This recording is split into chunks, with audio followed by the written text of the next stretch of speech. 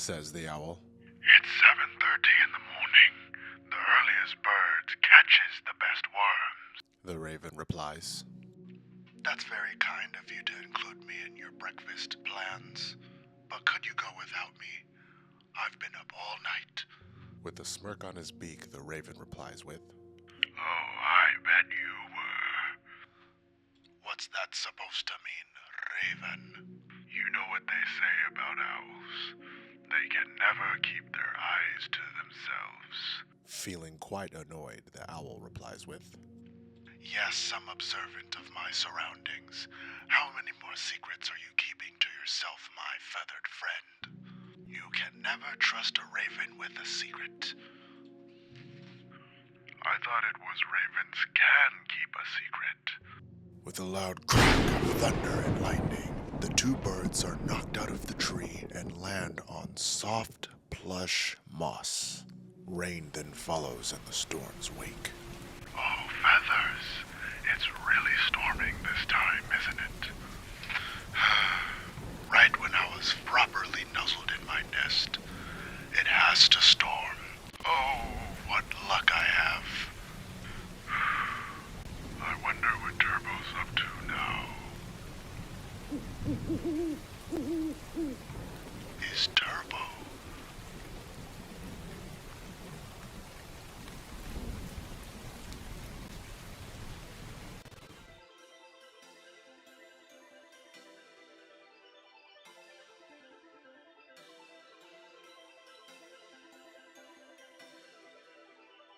I thought it was us to the end.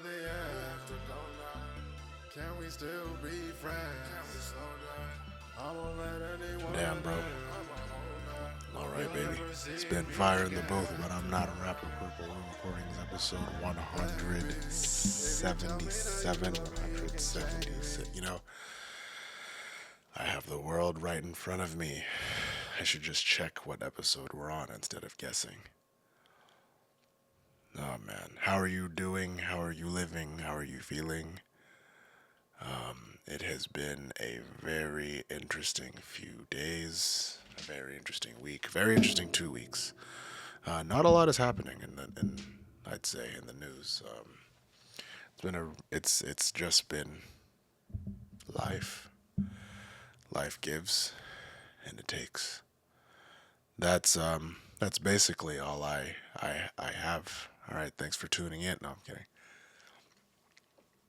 No, but really, I lost me and my friends lost a very dear friend close to us, and processing that has been kind of hard. It's always weird losing someone because you never know how to react. And especially when it's somebody very close to you. It always hurts. And this person was very close to us, very close to me. He was like my little brother. It was a really weird time last week. It still is a really weird time. I feel like everything I wanted to do got pushed back a week just because I just didn't want to deal with anything. So I was thinking to myself, yeah, you know what? Fuck this. Just drop it. Handle, make sure that you're good, and then we can resume once the dust settles, because when I tell you that, the world really shook when this happened, like it wasn't good. Wasn't too good. It was my dear friend Ray.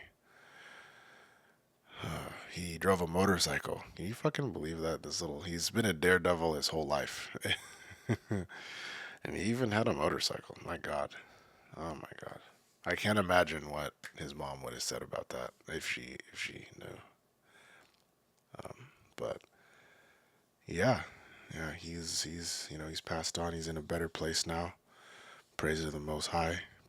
Shout out his family for being shout out his brother, being extremely strong through this process. I can't imagine what it's like to lose a brother. He's always been a really strong willed man. His life is on track, and right now, he's trying to pick up the pieces of all of this wreckage, and he's keeping us in the loop. We're gonna have a big old party, a little celebration for him. I owe him a soda. Yeah, so when we were younger, I forgot what exactly happened, but you know how you'll play games with your friends like when you guys are kids, and you'll say like, if I win, you owe me a soda, or Jinx, you owe me a soda, something like that.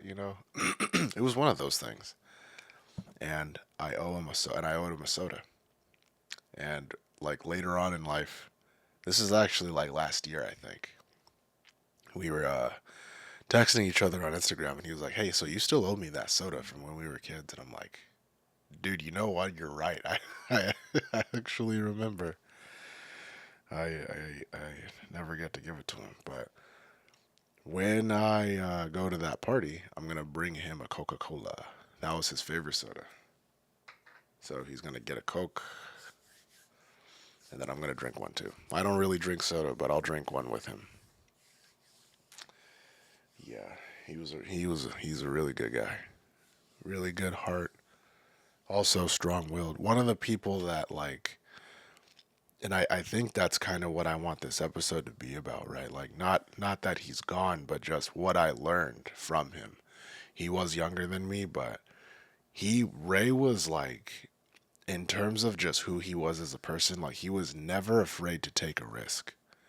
He always wanted to try something new, and if it lit his balls on fire a little bit, then like even better, right? Like that's why he drove a motorcycle.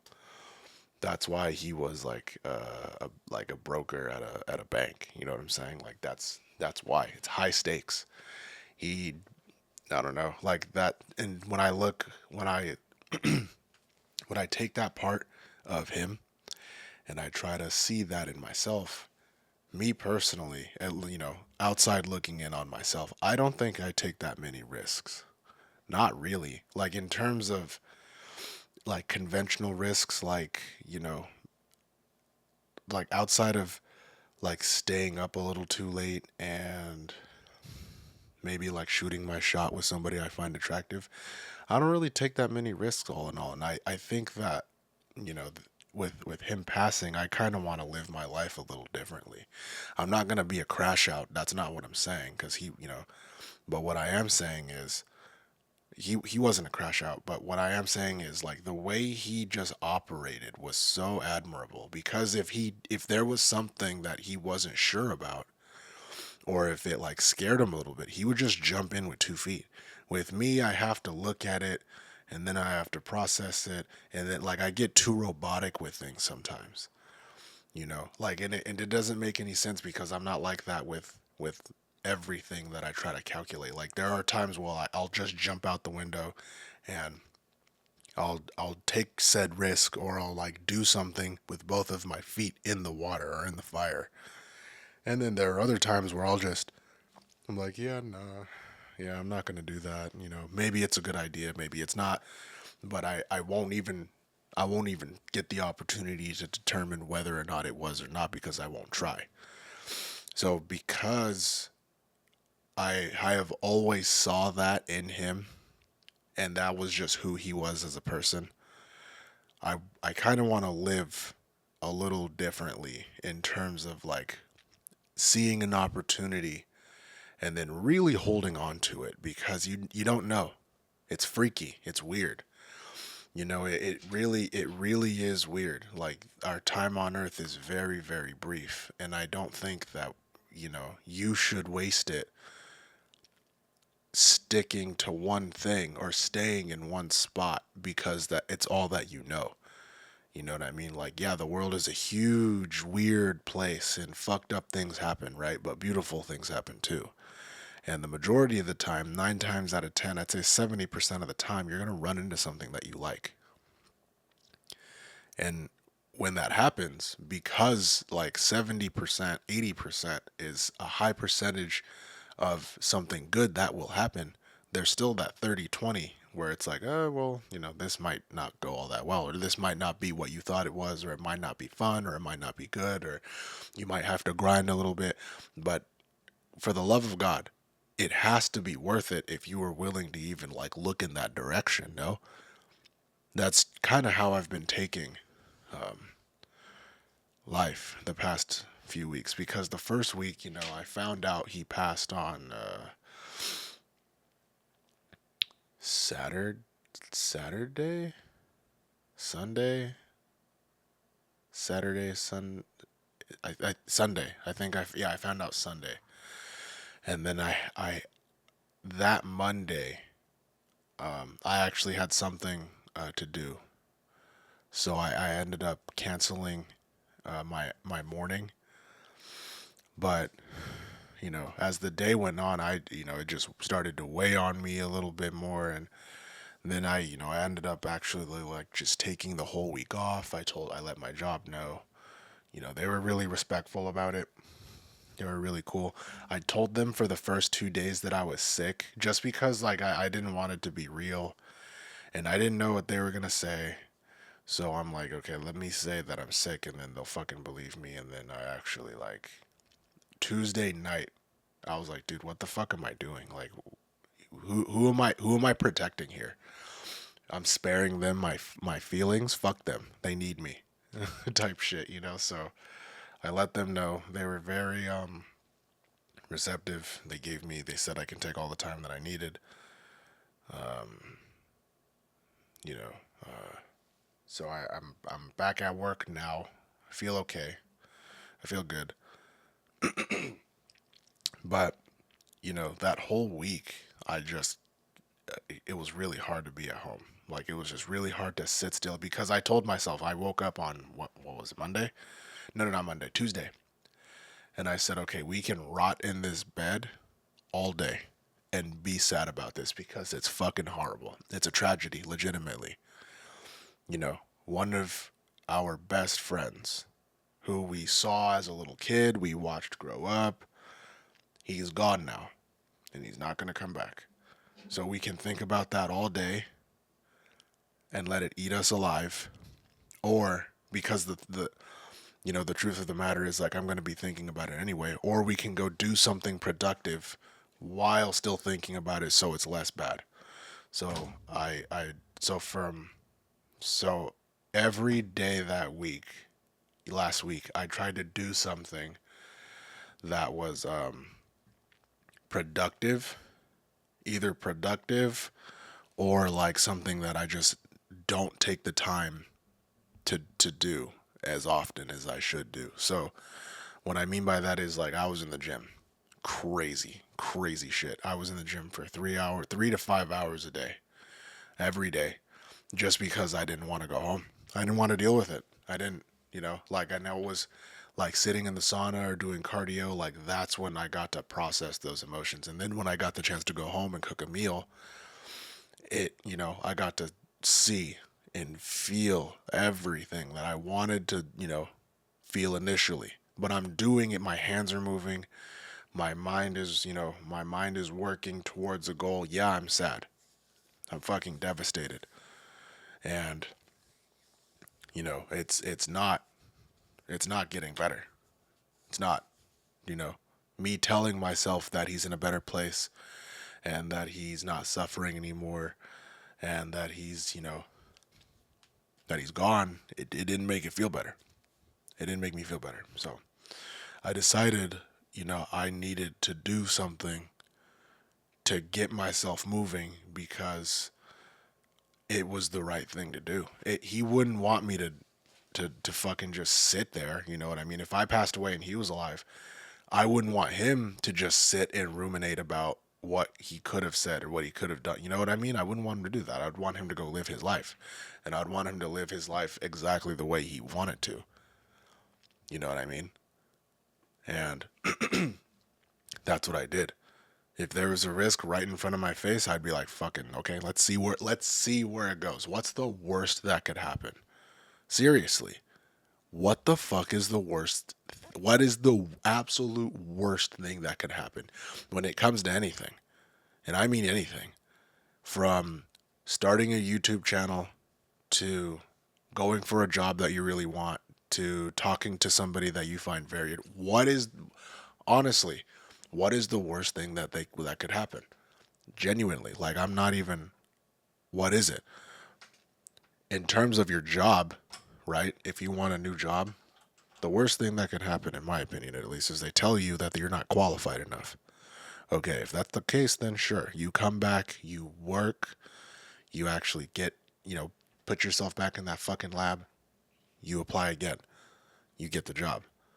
It's not that easy, but you see where I'm going with the woman of your dreams. She can look you dead in your face and tell you that you're fucking chopped. You're fried. You are not attractive. She would never date anybody like you. She'd go after your dad before she went after you. All right. Damn.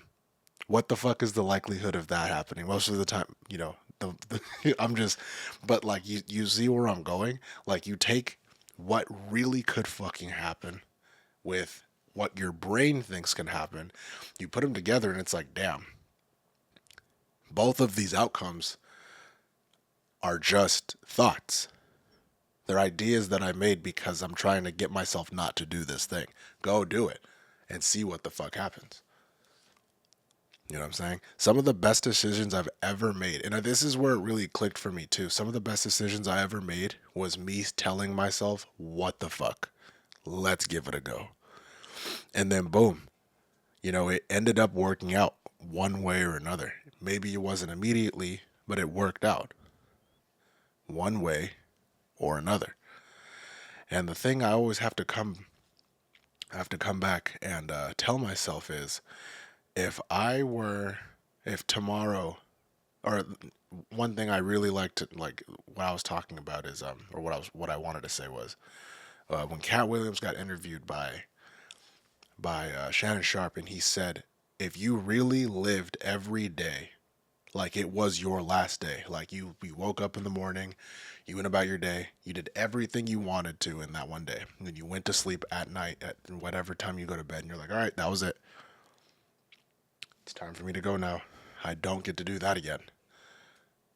If you really put it in perspective like that, we would live fuller lives. You know what I mean? I think something that, and like this, you could debate me on like whether this is a good thing or not, but humanity has come so far, like, we don't really think about intimate and eternal, like, or at least like in the Western hemisphere, things like war and like just danger from other people like in our neighborhood and things like that don't really happen anymore. Like, we're very like domesticated animals now. We like our Starbucks. We all have cars. We all have car insurance. We're all very polite most of the time. We make plans, long-term plans. We all have jobs. We expect to like work at those. You know what I mean? It's when somebody passes, and especially when it's somebody that passes that was like a magnet, like just someone that was very vibrant and lived their life how they wanted to goes, it makes you think like, damn, I'm currently not living how I want to. Don't get me wrong, I'm not saying I'm ungrateful, because I feel like I have a really good life right now. It took me a long time to like to see that, but what I mean is, like, in terms of me, like, just for me, right? I feel like I could be doing like things a little differently, just attacking things a little differently, being more aggressive here, and maybe not as aggressive in some places. Jumping out of the window and going, like, just doing something on a whim. Like, I'll give you an example, right? So it's Thursday night, Thursday night, and I'm thinking to myself, like, I'm fucking bored. I'm not gonna go to work tomorrow. I don't have work until Monday. And I'm in my room by myself, fucking bored. I wanted to see what the fuck was going on. So I got in my car and I went to a bar. Now, usually, like, this is what I'm talking about, right? Like, you can call this impulsive. I've seen it as like just taking the chance to do something that I don't do. I got in my bar. I got in my bar and I went to the car. I got in my car and I went to a bar. And I'm just fucking looking around. I don't know what to expect. I just knew I didn't want to stay in the house. That's all I knew. And I wasn't hungry. I didn't want to go eat somewhere. I wanted to go where people, with a possibility of people acting a fool was in my face. So I thought, okay, a bar. As soon as I get out, there are these group of girls. They're all throwing up in a bush. All right, and now we're talking. I wasn't gonna get that in my house, so I walk into the bar. Nobody there. It's a Thursday. There are people there, but not really. I walk to the back of the bar. I run into a guy that works at the bar. I haven't talked to him in a long time. I haven't been in this bar in a while. Him and I actually we catch up. We have a really interesting conversation. He's like going to some like basically like kind of like a Shark Tank for bars in Las Vegas. Like all of the, you have to sign up and your bar staff get to work at this big venue to demonstrate like new products that you might need, or like just to showcase like what you can do. And then it's, it sounded like paradise. The food was free, the rooms are free. It's basically like he's on vacation for like 3 days. Everybody's blitzed, drunk, all the, the whole weekend that they're there, or the whole time that they're there. Sounded like fun. I'm like, damn, how do I go? But, it was good to hear from him. And then there was this guy that was like kind of a chatty Cathy in there. And maybe this is just me being biased, but anytime I see somebody with a chain and it's like in the shape of something, like maybe it's a name, or like maybe it's like, what I'm saying, like they have ice on their neck and the ice isn't dancing. I'm like, okay, so that's fake, so you're a scammer. That's usually what that tells me, right? But I didn't say anything. I just whispered it to myself because it made sense. And another thing is like, I never like to hate on people, but this guy had dreads and they were like really, really small, really short, and he had them in a bun, and that kind of fucking pissed me off. But you know what I'm saying? Like, what are you gonna do?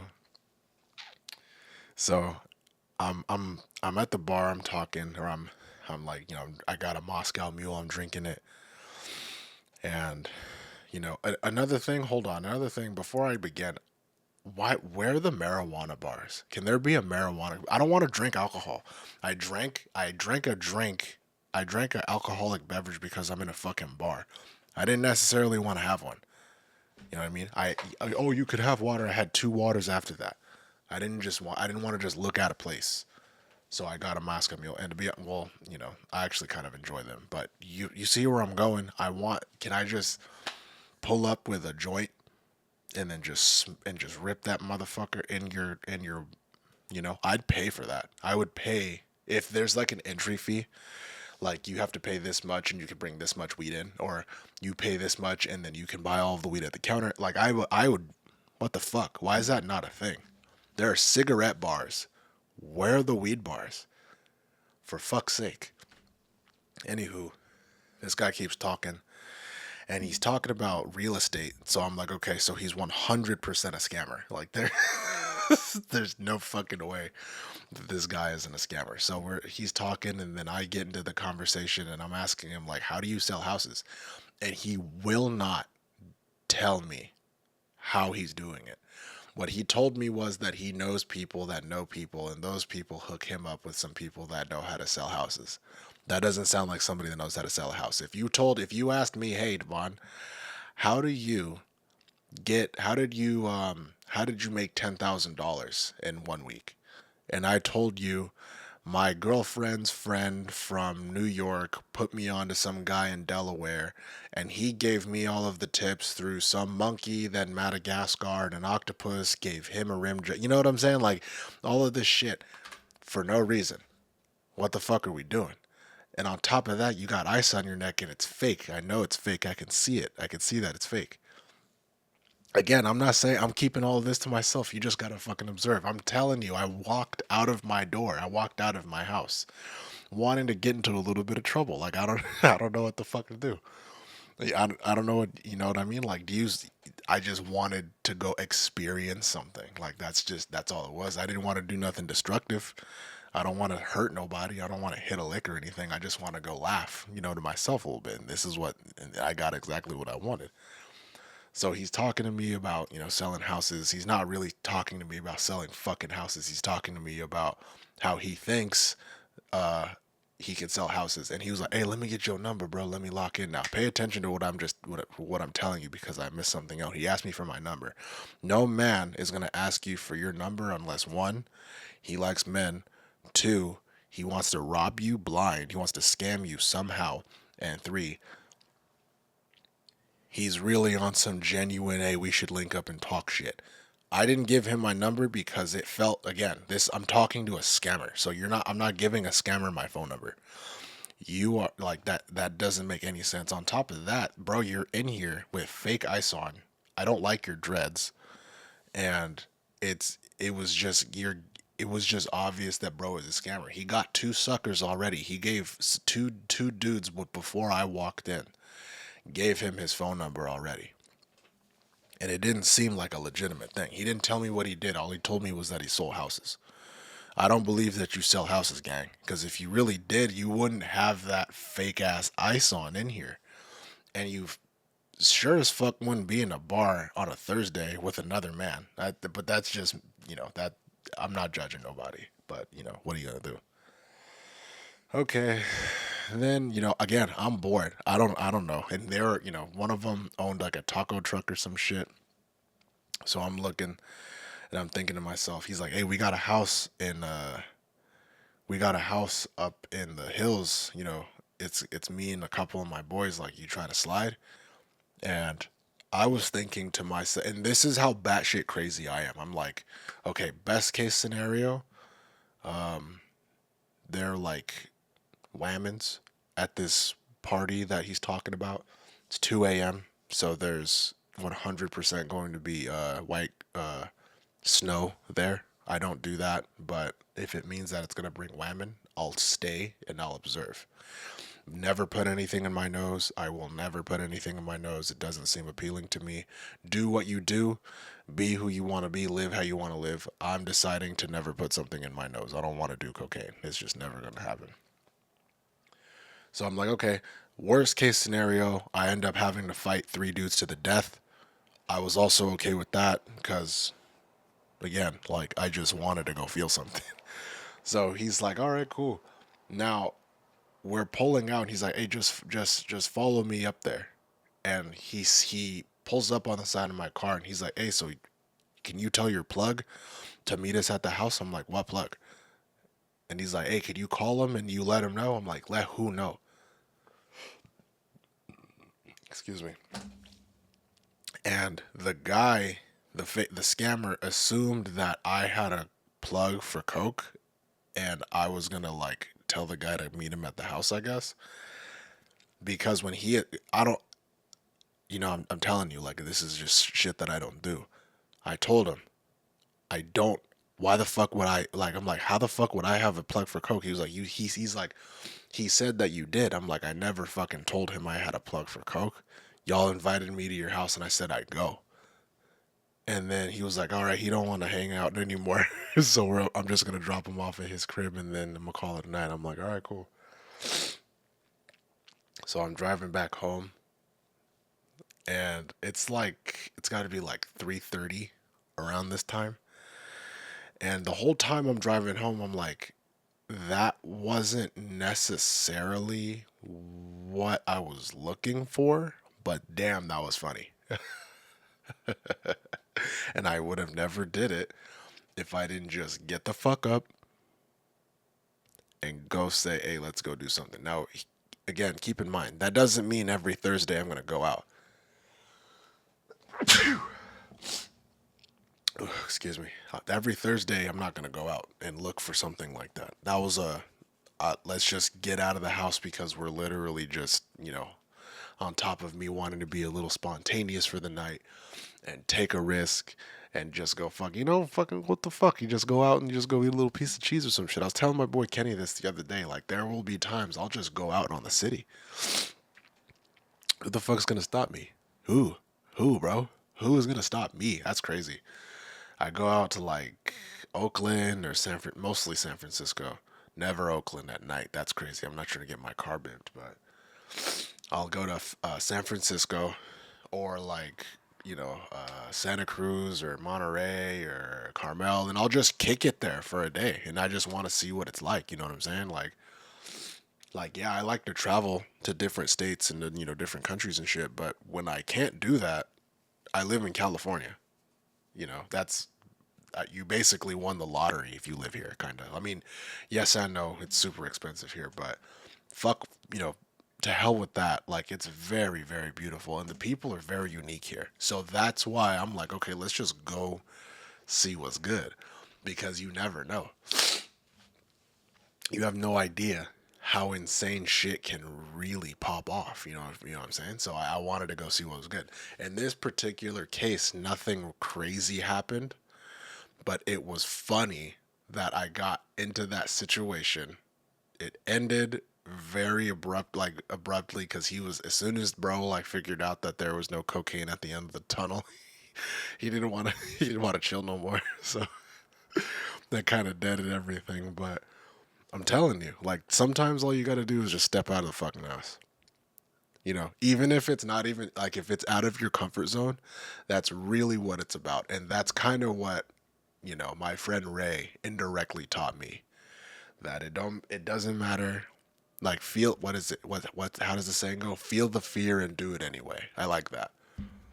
I appreciate that, because it's true. Do it anyway. You don't know. You don't know. You have no idea, and that's why it's so cool.